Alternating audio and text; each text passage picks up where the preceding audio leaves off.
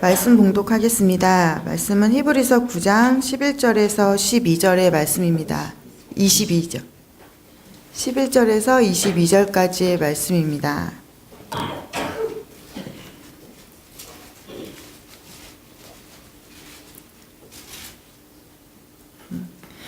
제가 봉독하겠습니다.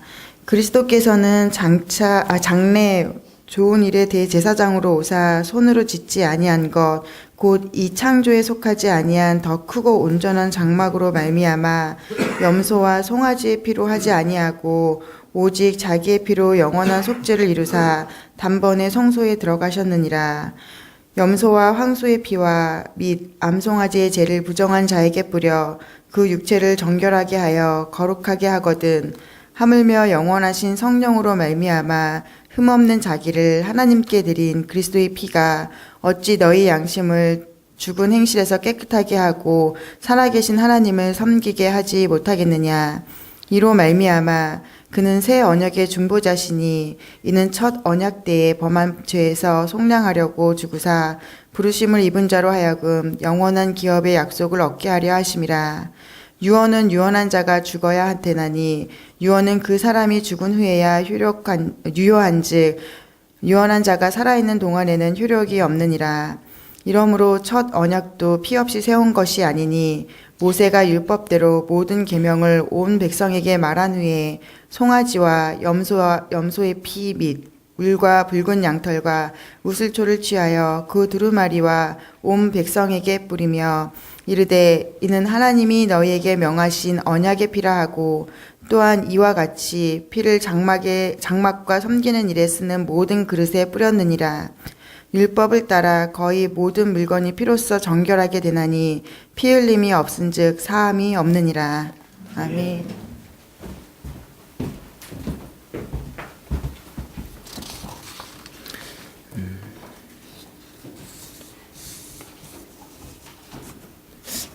다 함께 기도하겠습니다. 하나님 아버지 감사합니다. 율법을 따라서 거의 모든 물건이 피로써 정결하게 되나니 피 흘림이 없은즉 사함이 없느니라. 주님, 구약에 그토록 많은 제사 때도 그랬고 오늘 우리가 이 말씀 앞에 선 이 시간 흠없는 자기 자신의 피를 들여서 우리를 위한 영원한 속죄를 이루어 주신 예수의 피가 그렇습니다. 그 피에 생명이 있고 하나님 우리가 예수 그리스도의 보혈의 피로 말미암아 오늘 이 새벽을 깨우고 주님 앞에 나아가 예배할 수 있게 하셨습니다. 주님, 이 고난 주간에 예수 그리스도의 피의 의미를 깊이 새기게 하여 주시고 우리 또한 생명이 있은즉 우리의 피, 우리의 삶이 성령으로 말미암아 자기 자신을 하나님 앞에 드리신 예수 그리스도의 본을 따라 우리도 이 땅의 삶을 살아가는 동안에 성령으로 말미암아 우리의 삶을 기꺼이 예수 그리스도와 복음을 위해 헌신하며 드리는 우리 한 사람 한 사람이 되게 하여 주시고 우리 주님의 새 교회가 되게 하여 주시옵소서. 감사드리고 예수님의 이름으로 기도합니다. 아멘. 네. 생명의 삶으로 이렇게 큐티를 저는 안 했었는데 본문이 막 로마서에서 히브리서로 바뀌어가지고 히브리서가 어렵거든요. 여러분 읽으시면서 우리 김태현 자매님께서도 읽으시면서 막 약간 혀가 꼬이시는 것을 제가 순간 느꼈는데 제가 혀가 꼬이더라도 이해를 해주시고 윤 목사가 지금 고난을 당하고 있구나 생각해 주시고 네. 여러분 반갑습니다. 오늘 우리가 읽은 이 본문의 앞부분 히브리서 9장 1절에서 10절을 보면 첫 언약 제도에 대해서 말하고 있습니다. 구약 시대 때 예배의 법도와 성소의 구조에 대해서 설명하고 있거든요.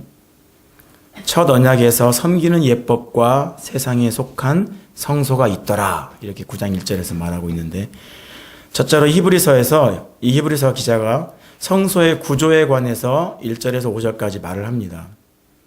요약해보면 성소에는 두 개의 장막이 있습니다. 첫째 장막은 성소라 불리우고 둘째 휘장, 둘째는 휘장 뒤에 있는 둘째 장막은 지성소라고 불리웁니다. 그러나 더 이상 자세하게 설명하지는 않습니다. 왜냐하면 이 히브리서 기자의 관심은 성소의 구조에 있지 않기 때문에 그 예배의 법도를 설명하는데 지금 더 초점이 있기 때문에 그렇습니다. 그래서 바로 예배의 법도에 관한 설명으로 넘어갑니다.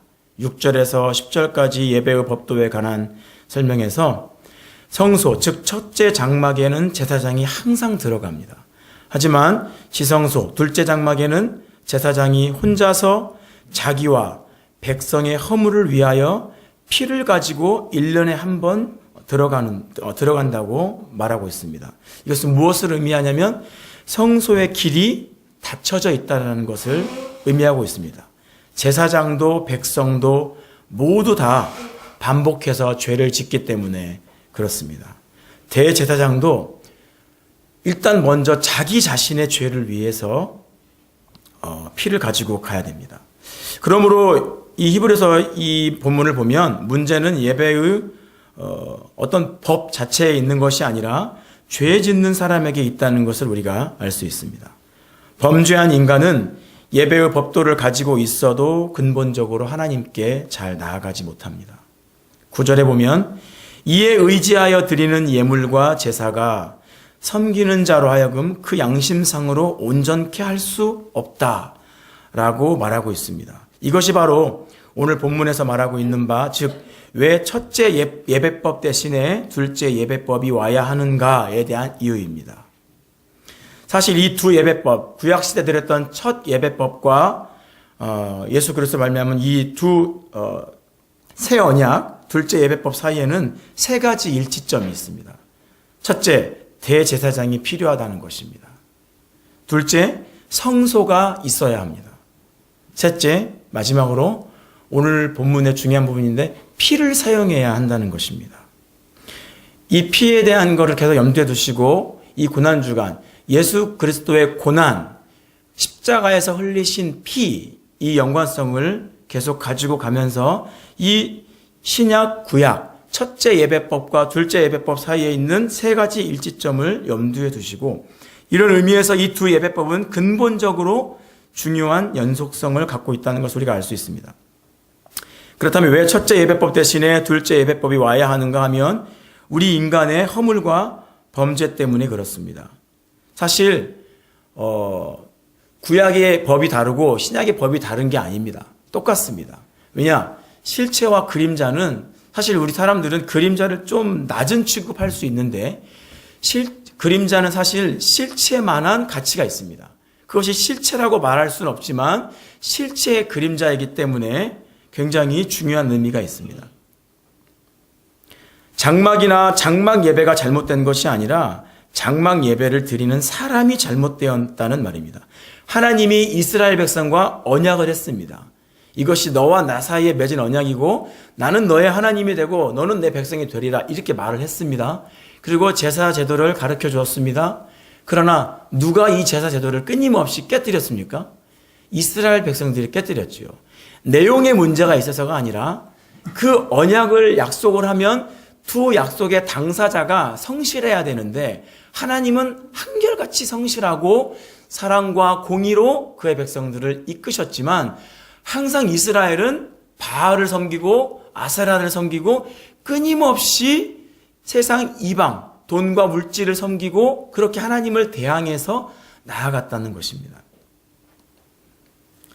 장막이나 그 예배 자체가 잘못된 것이 아니라 사람이 잘못되었습니다. 첫 언약과 새 언약 내용에는 이렇게 아무런 차이가 없었습니다. 항상 문제가 되는 것은 사람 쪽의 당사자로서 범죄였습니다.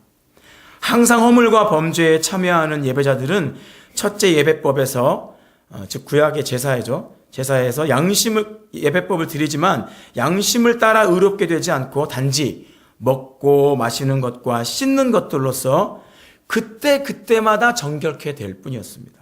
그러니까 오늘 제사를 드려서 정결케 되었으면 내일 그 오늘 드렸던 것으로 내일을 살아갈 수 있는 것이 아니라 내일은 또 번제와 화목제, 소제 이런 제사들을 끊임없이 짐승의 피를 가지고 가면서 드려야 했던 것입니다. 첫째 예배법을 따라 드려지는 예물과 제사로는 허물과 범죄를 반복하는 예배자가 양심상으로 마지막 종국에 이르지 못하기 때문에 바로 잡아야 할 것은 장막과 장막 예배가 아니라 반복적인 범죄 가운데 예배를 드리는 사람이었던 것이었는데, 즉 사람을 교정함으로써 육체의 의를 이루는 대신에 양심의 의를 이루어야 하는 것이었습니다. 이 때문에 짐승의 피로 육체를 정결케 하는 대신에 그리스도의 피로 양심을 깨끗하게 하시기 위해서 예수 그리스도께서 친히 자기 자신의 피를 흘림으로 우리의 단번에 영원한 속죄를 이루신 것입니다. 이거 예수 그리스도의 피를 보면 주님이 나를 사랑하셨구나 이것만 보는 게 아니라, 예수 그리스도의 피가 아니면 우리는 계속해서 약속을 어기고 육체가 잠깐 동안 그때만 정결하게 되는 정결례를 따라갈 뿐이라는 것입니다. 이것이 바로 십자가에서 흘리신 예수 그리스도의 거룩한 피로 말미암아 온전한 제사가 드려지게 하신 하나님의 이유였습니다. 십자가에서 쏟으신 예수 그리스도의 보혈의 의미는 사실 이런 깊은 의미를 담고 있습니다. 좀 딱딱하고 제사에 관한 것들 있지만 구약시대 때 그 수많은 제사들을 보십시오. 짐승의 피를 가지고 나아가는 그 제사에 담겨져 있는 하나님과의 지금도 변함이 없는 언약을 보십시오. 그러나 그 내용은 본질상으로 똑같음에도 불구하고 끊임없이 이스라엘 백성들의 부패와 반역과 타락과 방탕한 것을 보십시오. 하나님께서는 신명기에서 이렇게 말씀하셨습니다. 너희가 광야에서 40년 동안 나의 기적과 놀라운 임재를 보았지만 40년 동안 너희는 나를 시험했다. 나를 경록해 했다. 언약이 있는데, 약속이 있는데, 피의 제사가 있었고 정결케 하시고 내가 너희의 하나님이 되고 너희는 나의 백성이 되리라 약속이 다 있었음에도 불구하고 그들의 양심이 깨끗게 되지는 못했던 것입니다. 첫째 예배의 법으로는 육체를 그때그때마다 깨끗하게 할 수는 있어도 양심, 즉 근본적인 내면을 깨끗하게 할 수는 없었습니다. 그러므로 그러니까 이 근본적으로 깨끗하게 할 수 없었다는 것은 그러면 이거 불완전한 법을 주신 건가? 이게 아니라는 거예요. 아까 말씀드렸지만 끊임없이 이스라엘 백성들이 그것을 어겼다는 것을 우리가 기억해야 합니다. 그러므로 이 예배의 법도는 육체의 법도라고 불릴 수밖에 없는 것이고, 따라서 범죄한 사람 자체, 그 사람의 내면, 사람의 심령을 개혁하는 것이 절대적으로 필요합니다. 이제 오늘 본문으로 넘어가는데, 오늘 본문을 통해서 볼 때 사람의 범죄에 대한 근본적인 해결은 오직 예수 그리스도에 의한 예배의 법도로만 가능하다는 것을 알 수 있습니다. 그렇지 않으면 예수 그리스도가 오실 필요가 없죠. 구약의 제사를 드림으로 정결하게 되고 우리 양심까지 깨끗하게 되면, 그러니까 예수 그리스도가 오셔서 자신의 피를 드리시고 단번에 드림으로 영원한 속죄를 이뤘다라는 것은 그것만이 유일한 길이고 지성소로 나아가는 유일한 길이라는 것을 우리가 알 수 있는 것이라는 거죠. 예수 그리스도는 좋은 일의 대제사장이라고 오늘 말씀하십니다. 그리고 손으로 만들지 않고 창조에 속하지 않는 더 크고 온전한 장막에서 자신의 피를 직접 드리셨다고 오늘 말씀하고 있습니다. 그 결과 예수 그리스도의 예배 법도는 영원한 속죄를 이루었는데, 영원한 속죄라는 것은 육체를 정결하게 하는 것이 아니라 사람의 내면, 양심을 깨끗하게 만드는 것입니다.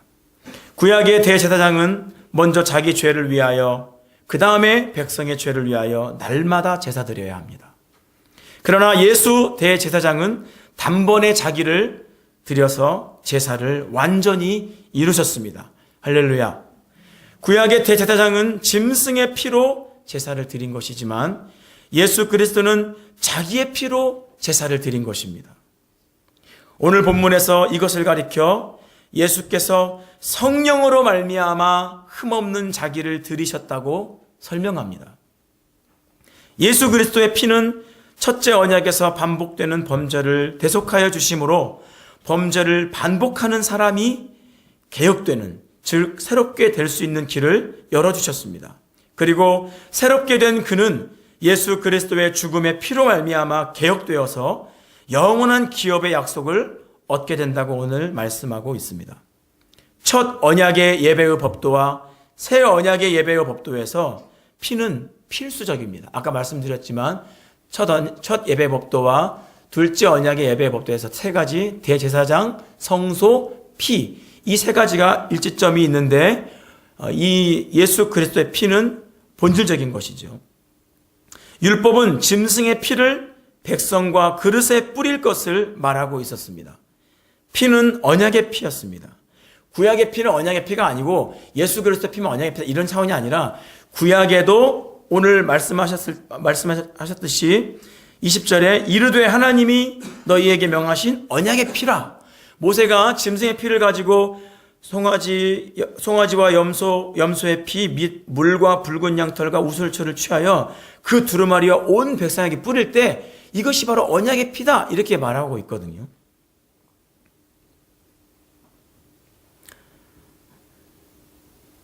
이 피는 언약의 피로서 피 흘림이 없으면 사함도 없기 때문에 그렇습니다. 마찬가지로 새 언약의 예배의 법도에서도 피가 필수적인데 그것은 다름 아닌 예수 그리스도의 피입니다. 히브리서는 그것을 오늘 더 좋은 제물이라고 부르고 있습니다. 그것은 예수 그리스도께서 자기를 드린 것이며 단회적인 사건이자 사람의 죄를 근본적으로 교정하신 것입니다. 이제 육체, 누구를 죽이고 시체를 만져서 부정하게 되고 여성이 부정한 기간이어서 피를 뿌려서 그 부정한 기간에 대한 것이 깨끗하게 되는 게 아니라 이제는 근본적인 양심, 이 내면, 영적인 부분을 정결케 하신 예수 그리스도의 피라는 것이죠. 사실 좀 딱딱한 것 같지만 이 자체가 얼마나 하나님께서 구약의 제사를 완전히 성취하심으로 이루어 놓으신 하나님의 은혜의 표징인지 우리가 알 수 있는 것입니다. 히브리서는 예수 그리스도의 피가 인간의 범죄에 대한 근본적인 속죄가 된다는 것을 자세히 설명하고 있는 서신입니다. 그리스도의 제사는 짐승을 드린 것이 아니라 자신의 몸을 드리는 것이었습니다. 하나님의 뜻을 이루는 제사였습니다. 그리스도의 제사는 우리에게 거룩함을 가져다 주었습니다. 그 제사는 영원한 제사요, 영원한 속죄를 이루어 주신 제사였습니다.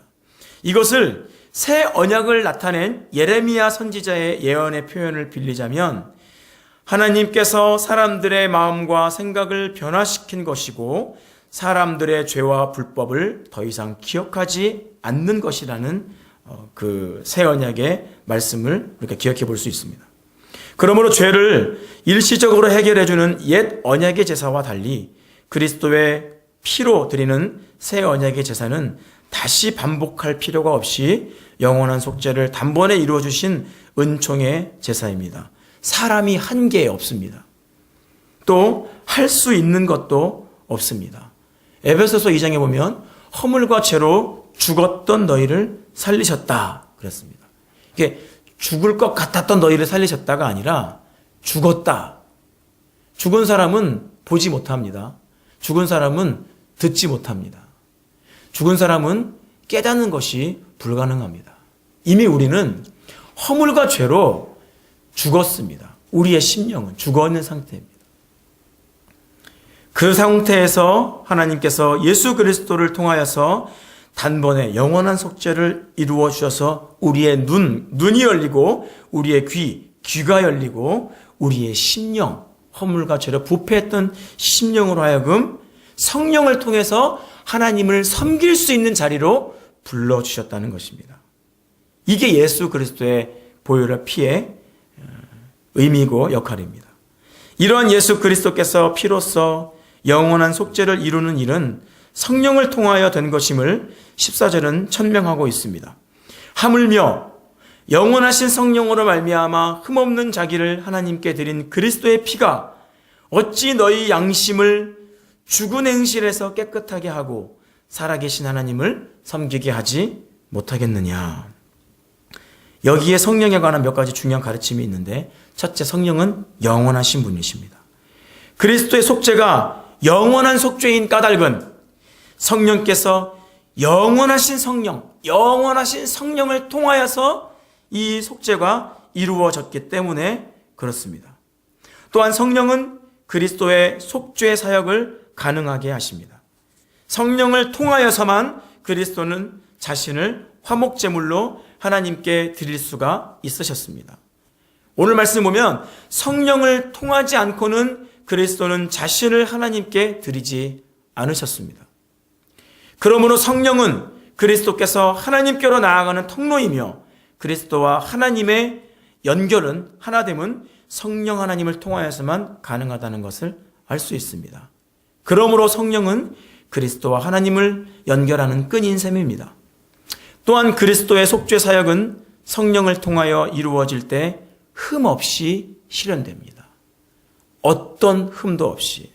그래서 마리아에게 사내를 알지 못하는 마리아에게 가브리엘이 나타나서 성령으로 잉태되었다. 나는 사내를 알지 못하는데 어떻게 이런 일이 있을 수 있습니까? 지극히 높으신 이의 능력이 너를 덮으시리니. 그리고 성령으로 잉태되었다. 하나님께서 그의 백성을 영원히 구속하시기로 작정하신 그 사건 속에 성령의 구체적이고 철저한 개입하심이 있는 것입니다. 그냥 피를 보면 그 정성이 느껴지니까 얼마나 이게 아니라 그 피는 성령을 통해서 가능하게 된 사건이라는 것을 오늘 말씀은 우리에게 설명해 주고 있는 것입니다. 그리스도의 속죄 사역, 성령을 통하여 이루어질 때 흠이 없이 실현되는데 성령의 활동으로 말미암아 그리스도의 사역은 완전한 사역이 됩니다. 그리스도의 속죄 사역에는 성령의 보호하심이 있었습니다. 땅에 있는 성소는 하늘에 있는 것의 모형과 그림자입니다. 궁극적 실체에 대한 단순한 복수화본에 불과합니다. 옛 언약의 희생제사는 외적인 죄의 문제들은 처리하였지만 양심을 깨끗하게 하지는 못했습니다. 사람을 변화시키지는 못했습니다. 그러나 예수 그리스도는 하늘 성소에 들어가기에 전적으로 합당한 희생제사를 드리셨습니다. 비자발적 끌려와서 대신 죽어주는 동물의 피가 아닌 자발적으로 자기 자신의 피를 하나님께 바치셨습니다. 예수 그리스도의 죽음은 실제적이고 완전한 효력을 가진 사죄의 수단이며 문자적인 동물 제사는 이것을 예시해주는, 상징해주는 그런 역할을 한 것입니다. 레위 계통의 제사장들이 바친 희생제사는 계속해서 반복되어야 했습니다. 그러나 예수님은 자신을 단번에 희생제물로 바치셔서 영원히 하나님의 임재 안에 있게 되셨습니다. 그리고 그의 백성들을 영원히 하나님의 거룩한 임재 안에 거할 수 있는 새롭고 산 길을 열어주셨습니다. 그리고 그분은 그곳에서 성도들을 구원하러 다시 오실 것입니다.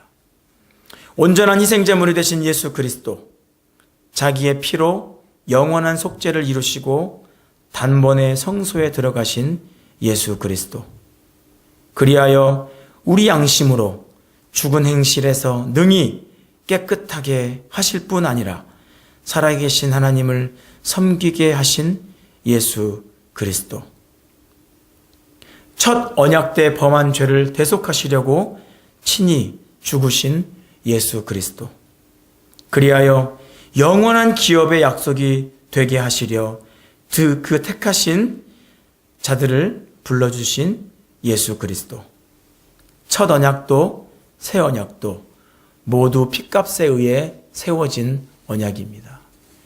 피 흘림이 없으면 구약 때나 지금이나 죄사함이 없습니다.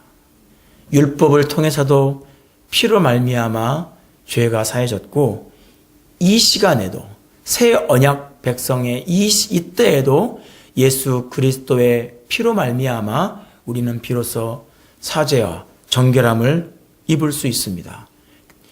은혜는 똑같고 단번에 영원한 속죄를 이루신 이 놀라운 은혜가 오히려 구약의 제사보다 더 폄하돼서는 안 되겠습니다.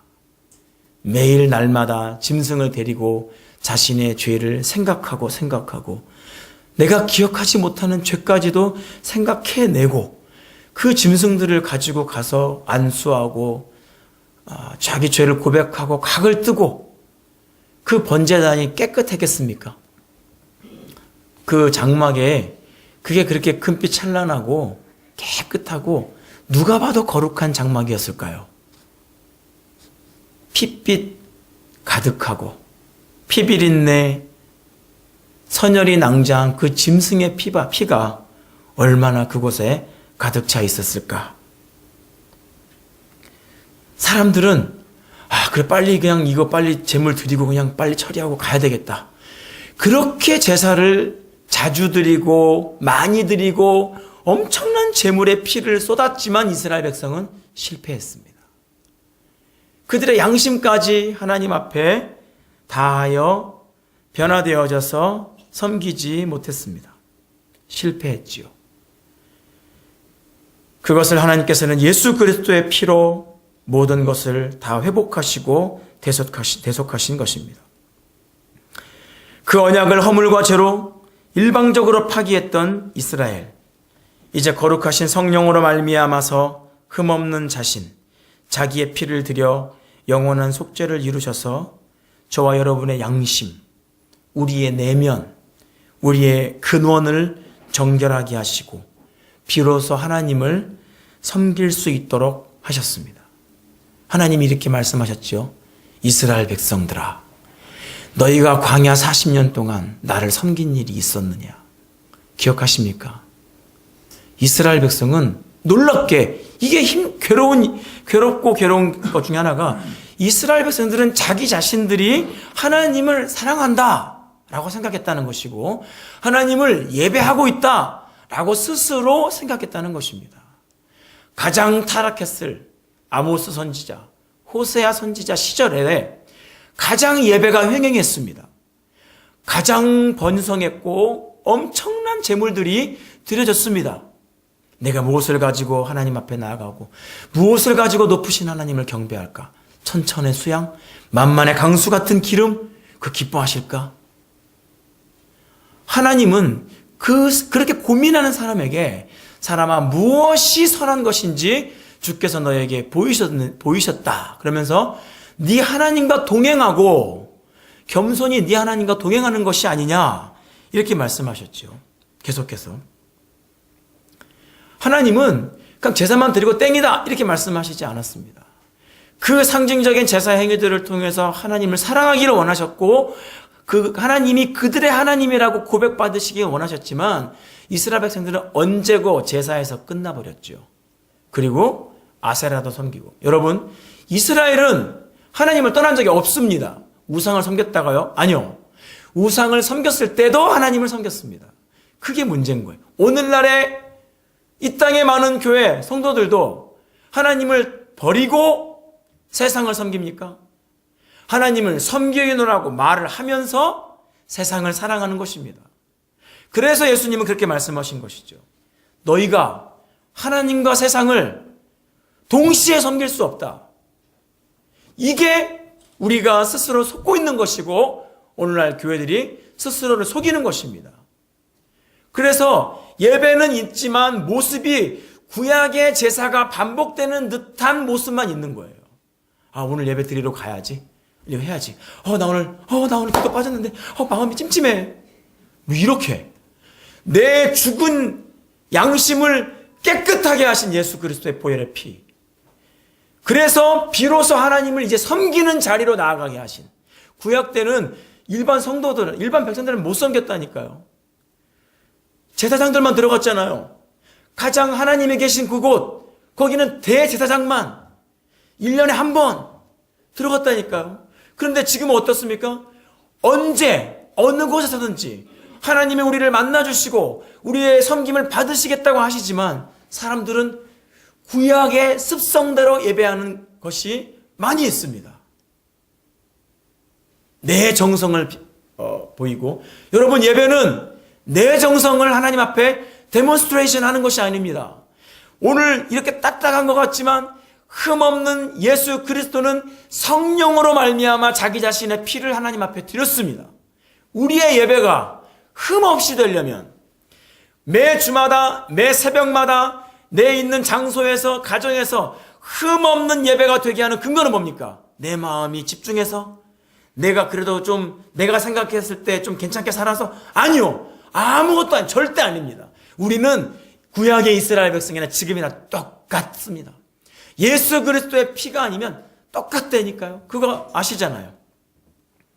십자가에서 쏟으신 그 사랑, 강같이 온 땅에 흐르는 그 보혈은 우리의 죽은 양심을 다시 살리셨고 비로소 하나님을 제대로 섬기는 자리까지로 나아갈 수 있게 하신 그 보혈입니다. 주님은 그렇게 하기 위해서 하나님께서는 예수 그리스도의 그 보혈을 흘리게 하셨고 주님은 기꺼이 자기 자신의 피를 드리신 것입니다.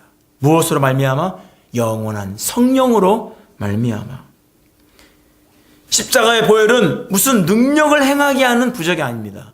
그렇기 때문에 모세가 이렇게 뿌리면서 이것은 너희를 정결케 하는 언약의 피다 이렇게 뿌리는 행위 자체가 오늘날의 우리 신자의 삶 속에서 이런 식의 신앙이 있어서는 안 됩니다.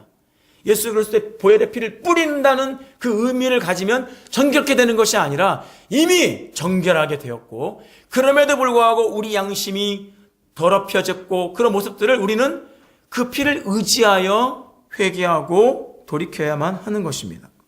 보혈의 진정한 능력은 하나님을 참으로 섬기는 예배의 회복으로 나아가게 하고 예배로 또한 삶의 예배로 하나님을 섬기는 그 자리로 나아가게 하는데 있습니다.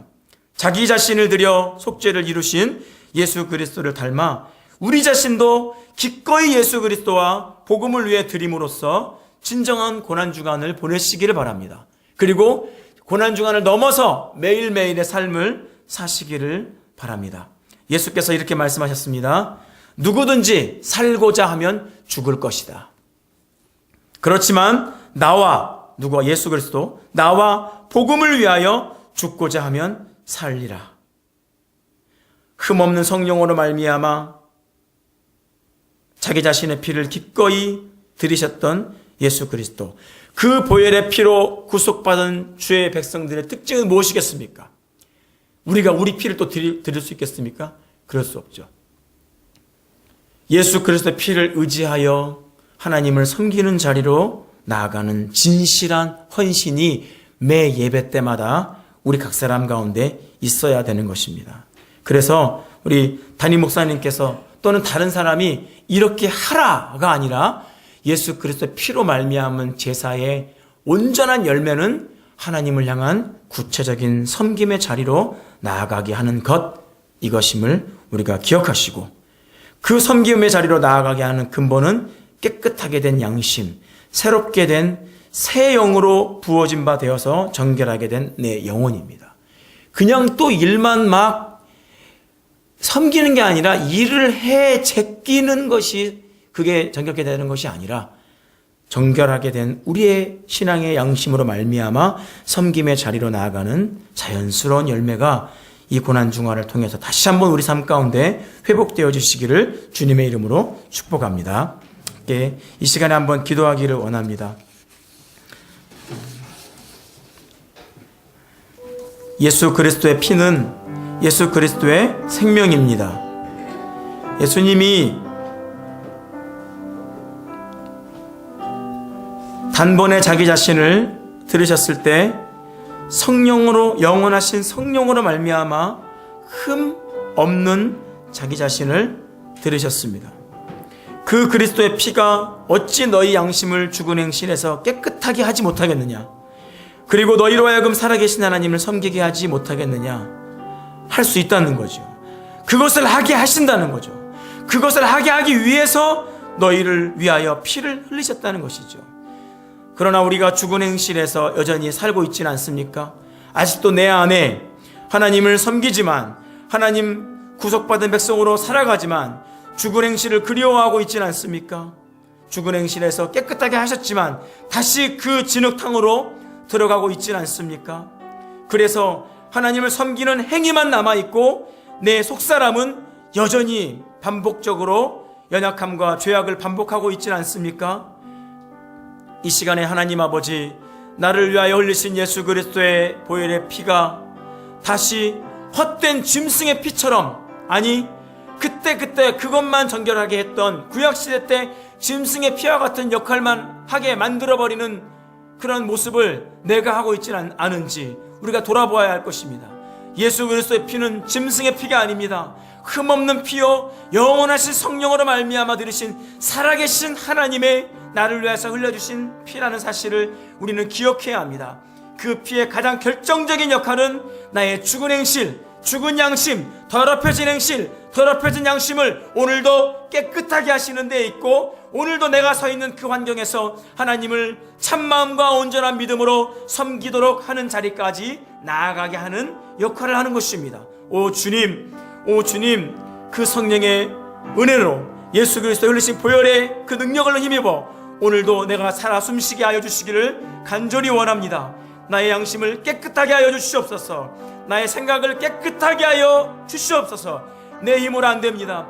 이스라엘 백성은 그 임재와 구름기둥과 불기둥을 보고도 그들은 실패하고 하나님을 섬기면서도 이방신을 섬겼는데 나라고 다르지 않습니다. 주님, 내 양심, 내 속사람을 오늘도 주의 거룩한 보혈의 피로 정결하게 하여 주시옵소서. 우리 합심하여 한번 기도하겠습니다. 살아계신 아버지 하나님, 그렇습니다. 예수 그리스도 흠없는 자기 자신의 피를 영원하신 성령으로 말미암아 들이셔서 단번에 영원한 속죄를 이루어 주신 주님의 그 피가 오늘도 나를 죽은 양심에서, 모든 죽은 행실에서 나를 깨끗하게 하시고 능히 하나님을 합당한 섬김으로 섬기는 자리로 나아갈 수 있도록 불러주실 뿐만 아니라 영원한 기업을 선물로 주신다고 약속하시니 감사드립니다. 오 주님, 단순한 고난주간뿐만이 아니라 하나님, 주님 오시는 그날까지 매 순간순간마다 예수 그리스도의 보혈을 힘입게 하시고 예수 그리스도의 보혈을 의지하게 하시고 그 보혈의 공로로 말미암아 매 순간순간 드리는 예배를 통하여서 나의 죽은 양심이, 나의 더럽혀진 양심이 날마다 그 피를 의지하여 기도할 때마다 정결함을 입게 하여 주시기를 원합니다. 그리하여서 하나님을 섬기는 자리로, 자원하여 사랑해서 기쁨으로 기꺼이 섬기는 자리로, 그 섬김의 끝이 예수 그리스도 복음을 위하여 기꺼이 죽고자 하는 헌신의 자리로까지 나아가게 할 수 있는 하나님 회복을 저에게, 오늘 우리 각 사람에게 하나님 부어 주시옵소서. 오 주님, 예수 그리스도의 보혈의 피, 아버지, 예배는 드리지만 구약의 제사의 개념으로 예배하지 않게 하여 주시옵소서. 그저 이 행실에서만, 이 환경에서만, 이 사건에서만 피를 뿌리는 식으로 하나님 우리가 있는 것이 아니라 단번에 영원한 속죄를 이루어주신 주님의 보혈의 피를 순간순간 의지하고 매 순간순간 의지하며 나아갈 수 있도록 인도하여 주시옵소서. 주님 감사합니다. 살아계신 아버지 하나님, 예수 그리스도의 보혈의 피를 우리를 위하여 흘려주심을 감사합니다.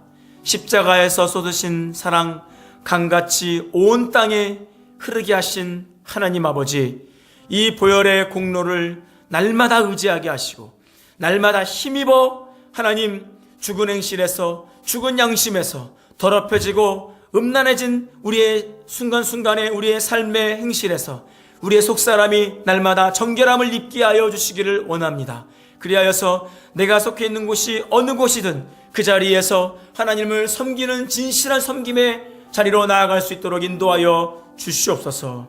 사랑의 주님, 이 고난 주간에 하나님 나를 위하여 보혈을 내신 예수 그리스도 그 사랑과 그 은혜, 기꺼이 자기 자신의 피를 들이신 주님 앞에 내가 인색하고 내가 섬김의 마지노선을 정했던 것을 회개합니다.